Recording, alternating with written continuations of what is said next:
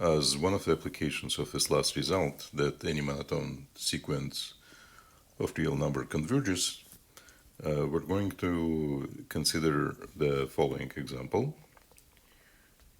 So let's suppose I have a recursively defined sequence where I'm given the first element as 1 equal to 1, and then every subsequent element is equal to the radical of the sum of the previous element and 2. So for a sequence like that, if I write out the first two terms, right, S1 is equal to 1, S2 is square root of 3, S3 you plug in square root of 3 into the formula as S2, and you get the radical of a radical of 3 plus 2. And you can imagine that as you keep going, the formulas will consist of more and more nested roots. They're going to become progressively worse. And there will be no really an analytical expression for Sn. So then if one wants to decide whether the series converges or not, then you have to use some other means than an expression of Sn in terms of n, because it is not available here. But the question still remains, does the sequence converge? And if it does, then what its limit is going to be. Now, what gives me the hope that the series converges is, for one thing, if I look at all the numbers that I'm getting here, S1 equal to 1, that is certainly less than 2. S2, radical of 3, is about 1.71, less than 2. Then if I add 1.71 to 2, that's about 3.7, square root of 3.7 should be less than 2. So that means that at least the first three terms must be less than 2, and I would conjecture that the sequence actually is bounded from above by 2. So let's see.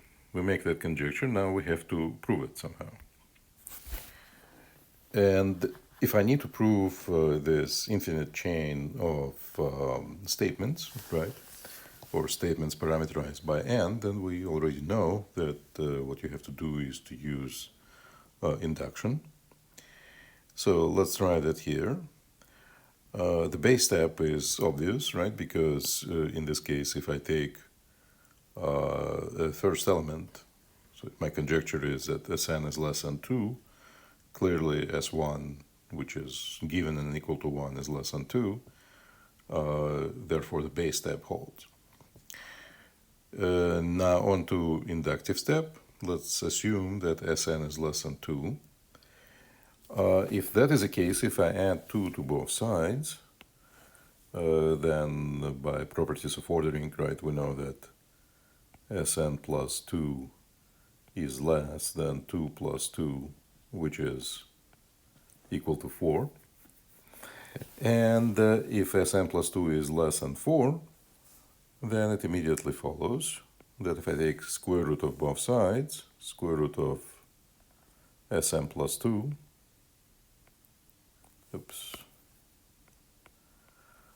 this must be less than a square root of 2 plus 2, 4, which is 2 again. But who is my square root of Sn plus 2? That's how I defined Sn plus 1. And so if Sn is less than 2, it follows that Sn plus 1 is less than 2.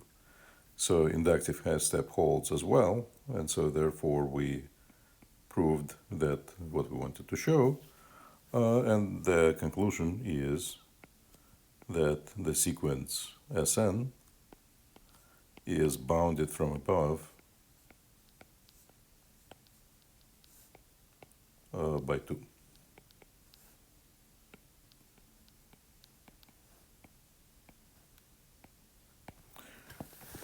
Okay, so then if I have a sequence which is bounded from above, in which case can I guarantee that this sequence converges? We proved during the last lecture the following fact, that if I have a sequence which is monotone increasing and bounded from above, that sequence must converge. Do we have any hope that this sequence may be monotone increasing? Again, examining the first couple of terms, right? The first term is 1, the second term is square root of 3. Certainly, square root of 3 is bigger than 1. So let's see. So that's a second conjecture.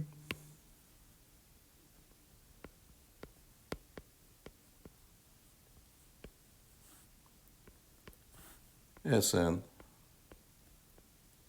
is monotone increasing.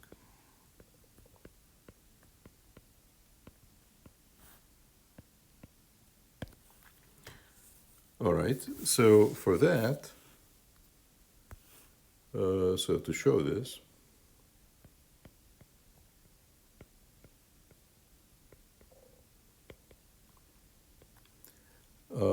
fix any n.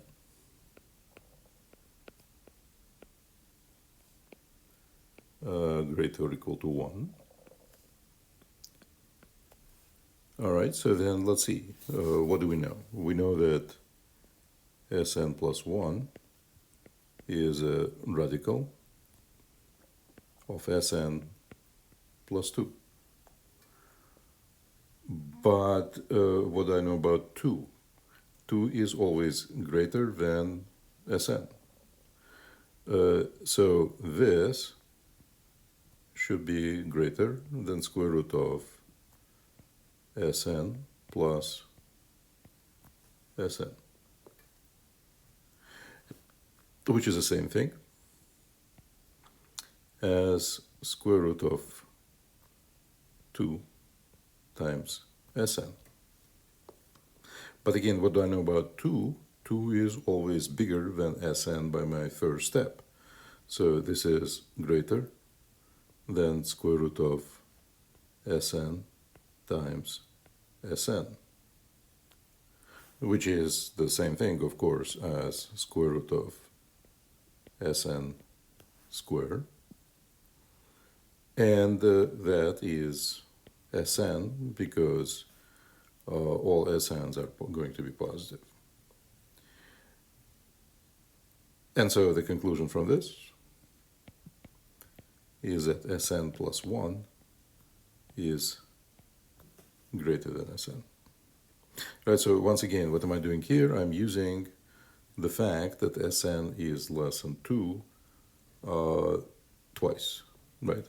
First of all, I use it here. I replace 2 by Sn. That makes the expression smaller. And then in this step, again, 2 is larger than Sn. So if I replace 2 by Sn, I make the expression smaller.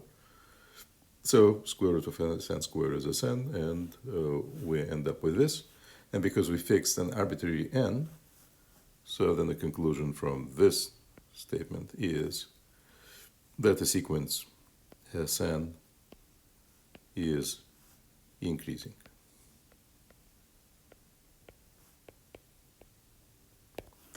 And now by using the theorems that we proved in this section so far, so then Sn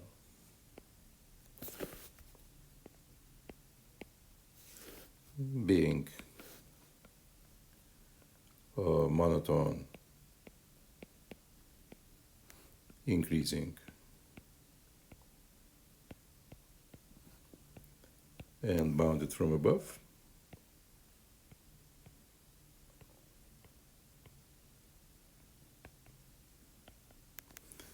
converges.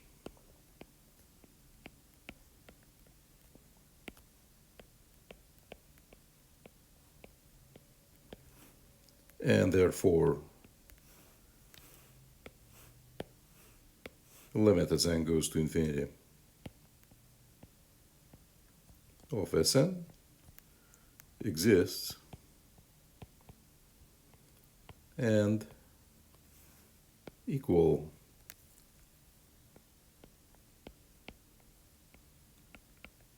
to some real number S.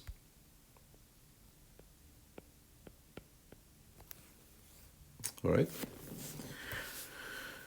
And so then the last step is to demonstrate what that real number is going to be.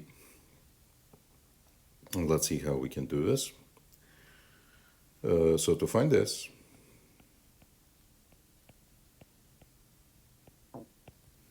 we do this. So what do we know? We know that S is a limit n goes to infinity of Sn, right? All right, so if I take a limit of a sequence, and this limit is taken when n goes to infinity, if instead of taking limit of Sn, I'll take a limit as n goes to infinity of Sn plus 1. Clearly, I'm going to get exactly the same answer, right? Because I'm simply going to walk along my sequence one step ahead, but at the end of the day, it will take me to exactly the same place.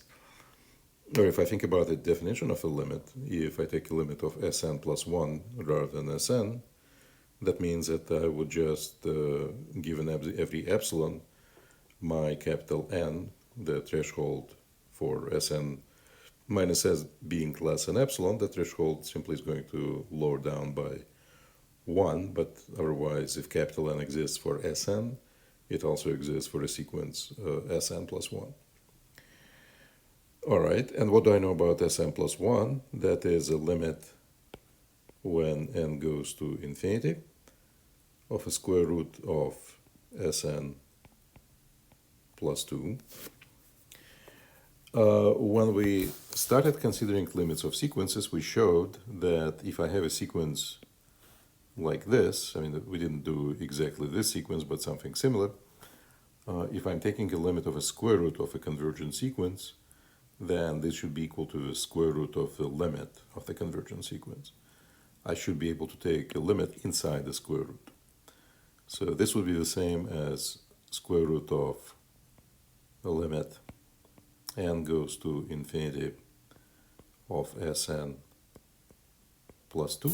And of course, if I take a limit of the sum of two convergent sequences, it's the sum of limits.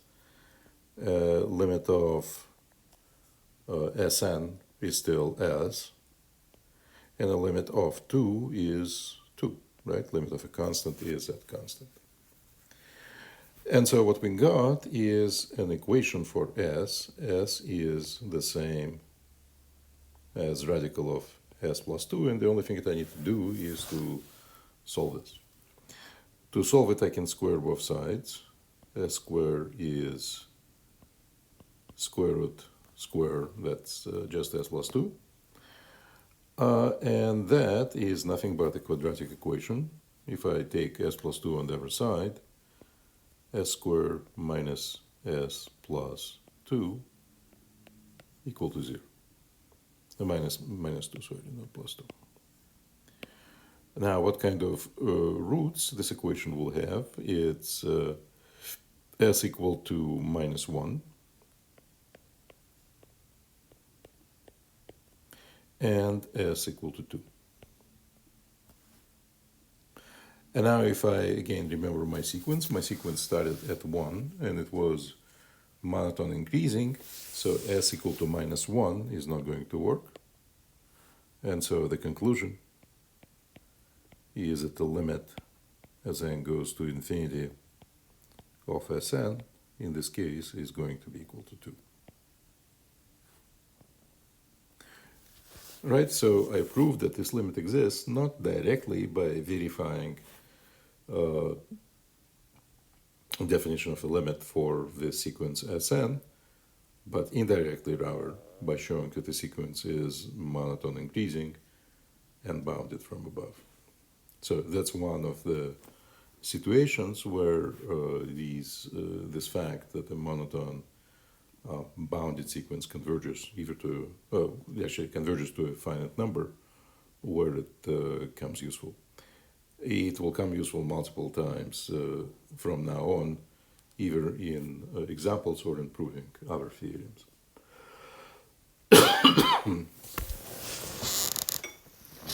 Sorry. So now, let's see where we are.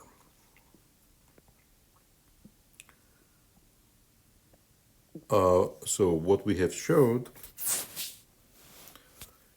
is that any monotone sequence converges either to a finite number or to infinity. So now let's look at what is possible in general. If I have a sequence Sn, what is its possible behavior as n goes to infinity? So given any sequence Sn,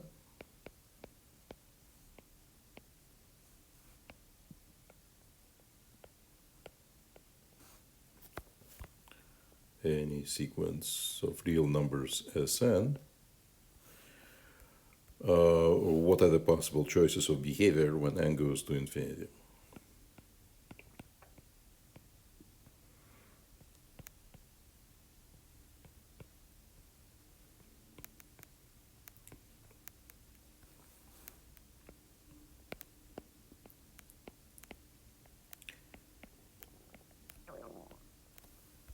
So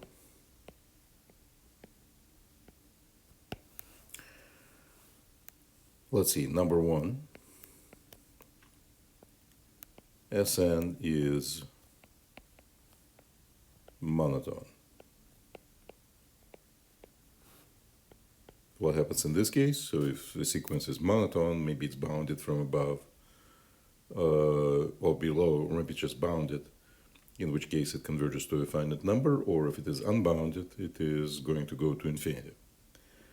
But regardless, then the limit as n goes to infinity, in this case, is equal to some s, where s is either a number, infinity, or minus infinity. Right, so if a sequence is monotone, then we know precisely what it is going to do. Okay. Number two. Well, it is possible that the sequence is not monotone, but nevertheless, after a certain index, it becomes monotone. So let's say there exists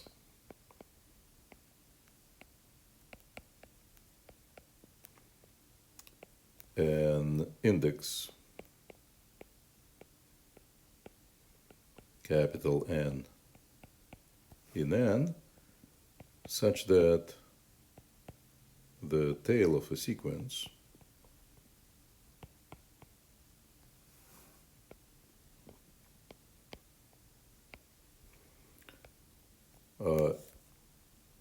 Sn n greater or equal to n, that this part of a sequence is monotone.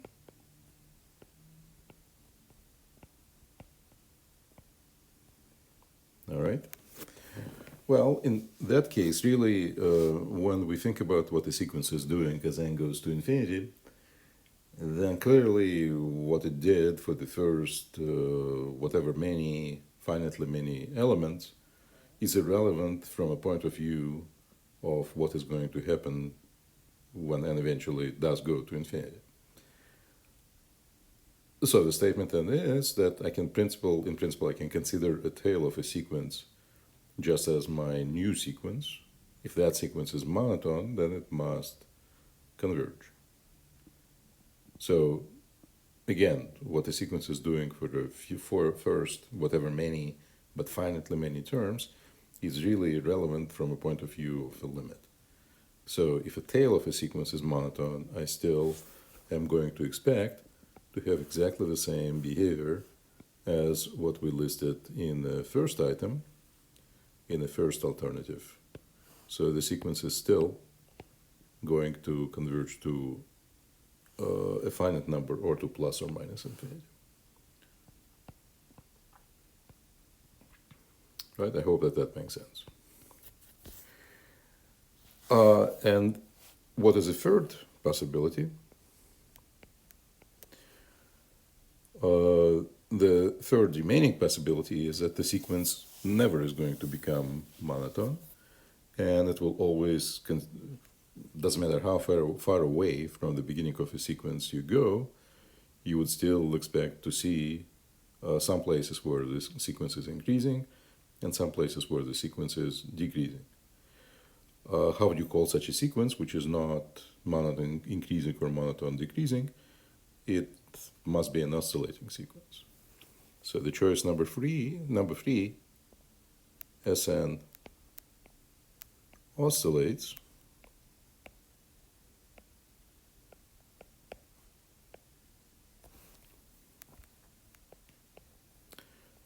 as n goes to infinity. And in this case, as we will see, it may or may not be true that the limit exists.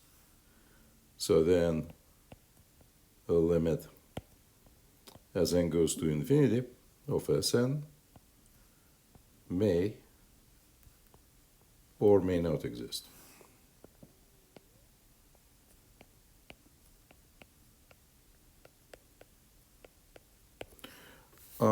So as an example of a couple of examples of this case, let's look at, so that's the only really interesting unclear case because the first two, eventual monotonicity of a sequence implies convergence. So there you know what is going to happen. Here you don't. And let's look at the possibilities. So possibility number one, Sn is equal to -1 to the n, the example that we know and love. Then in this case, of course, your sequence looks like -1 plus 1, -1 plus 1, -1 plus 1, so it oscillates between -1 and 1.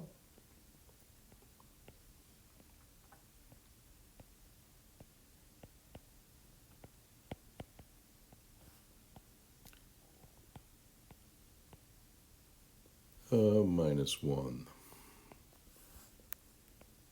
and 1, so certainly it does not converge.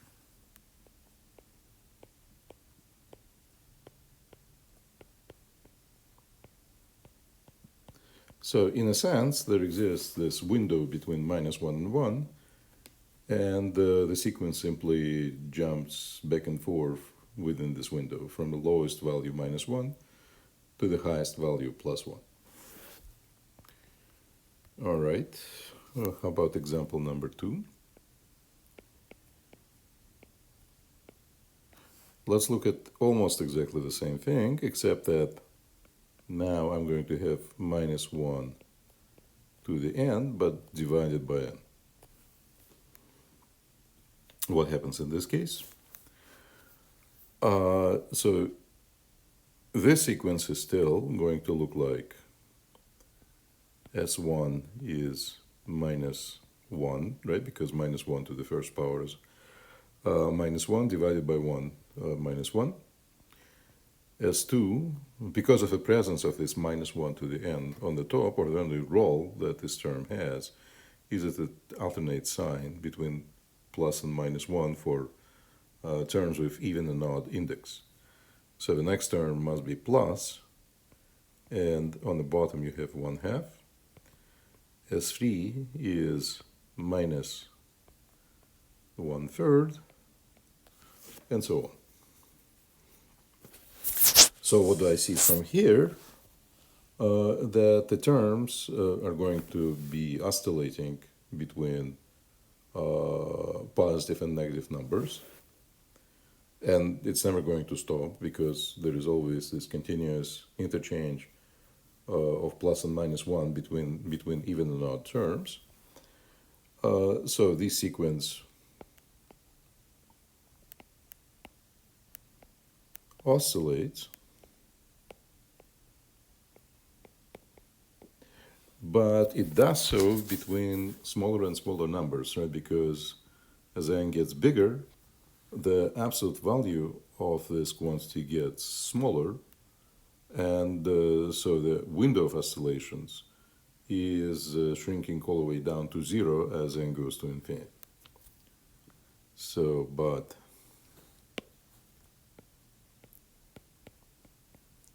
the window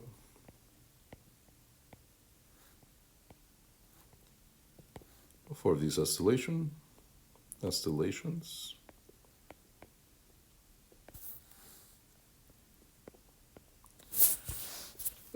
decreases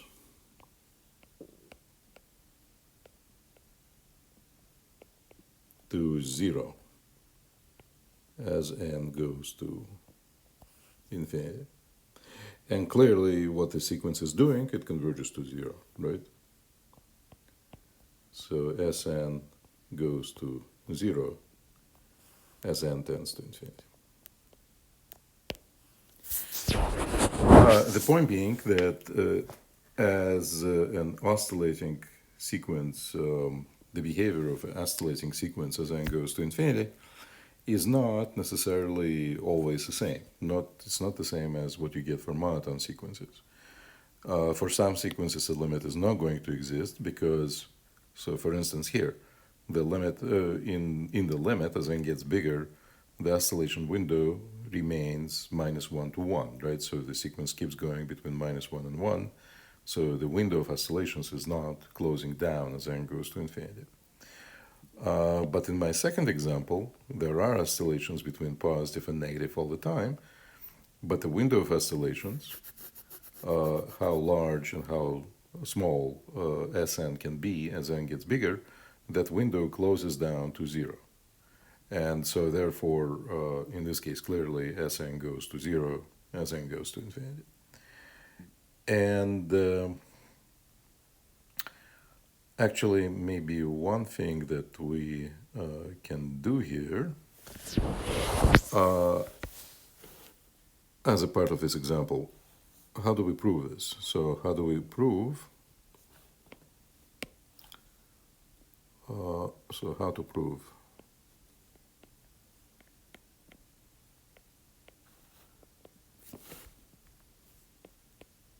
that the limit n goes to infinity of -1 to the n over n is equal 0.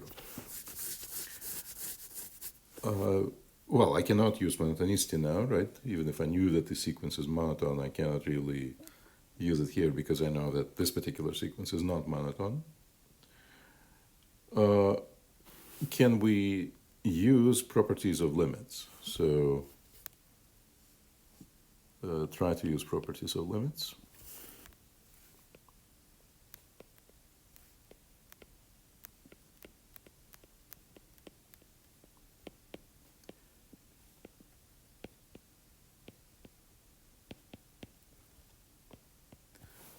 So let's take a limit that goes to infinity of -1 to the n over n.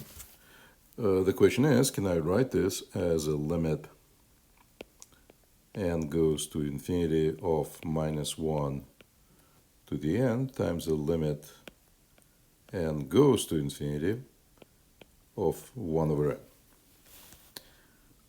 Does it make sense to write this as, so already I know that the limit of -1 to the n does not exist, right? Because the sequence continues to oscillate within constant bounds.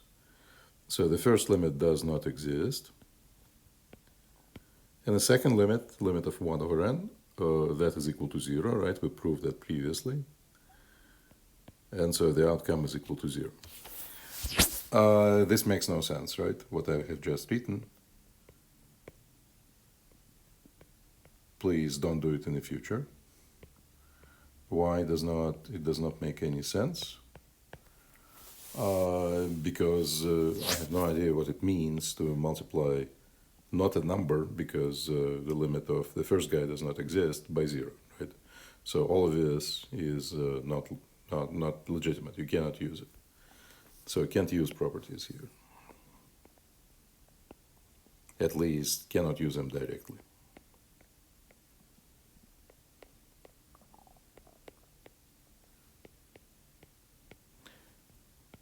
And so you have to do something else. One thing that you can do is use a definition again, right? So one alternative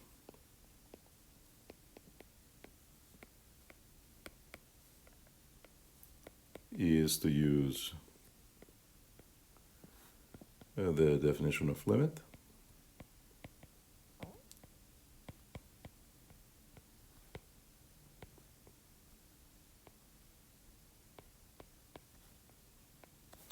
And so in this case, it should be pretty easy because if I look at the, if I want to make, so let's write this down.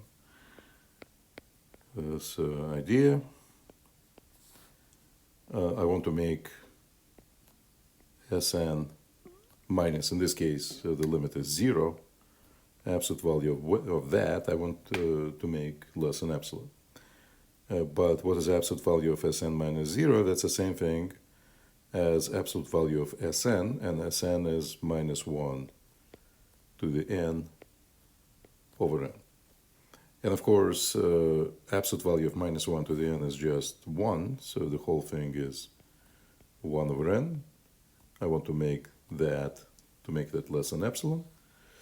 If I solve this inequality, n has to be bigger than 1 over epsilon, which is capital N. And so then if n is greater than capital N, by following these inequalities backward, so then Sn minus 0 is less than epsilon, and then we're done. Another alternative is to use the following theorem.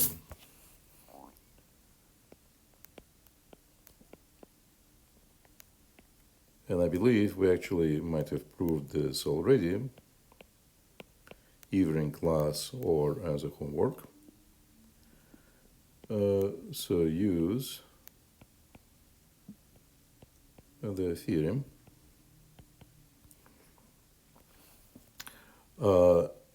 So theorem.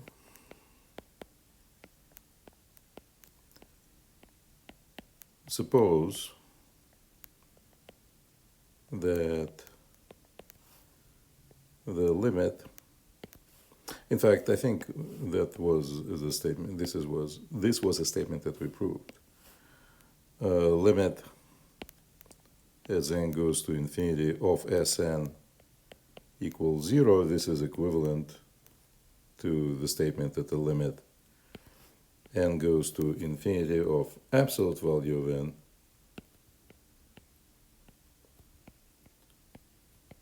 that was equal to 0. So whenever the limit of absolute value is 0, then the limit of the original sequence is 0, and vice versa. So then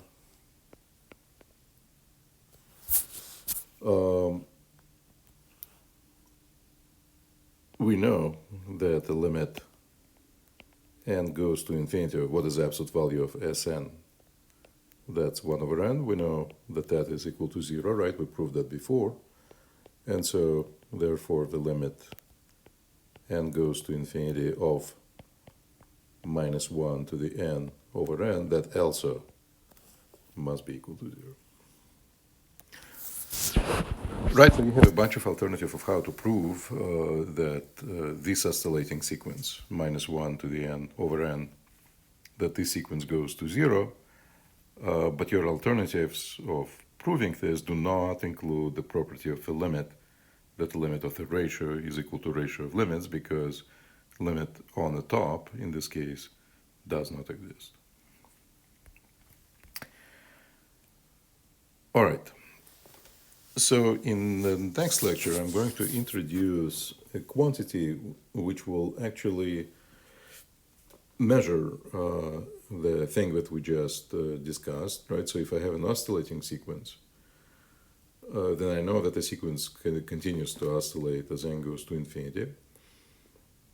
And everything is determined by the window of oscillations. If the window of oscillations closes down to essentially zero width, then that means that your sequence in the limit actually is not oscillating, but it converges to something. And if that window stays open, in a sense that maybe the window looks like what we saw for -1 to the power n, if there is a non-closing window and goes to infinity, for oscillations, then in that case, the limit would not exist. So we'll make this more formal in the next lecture.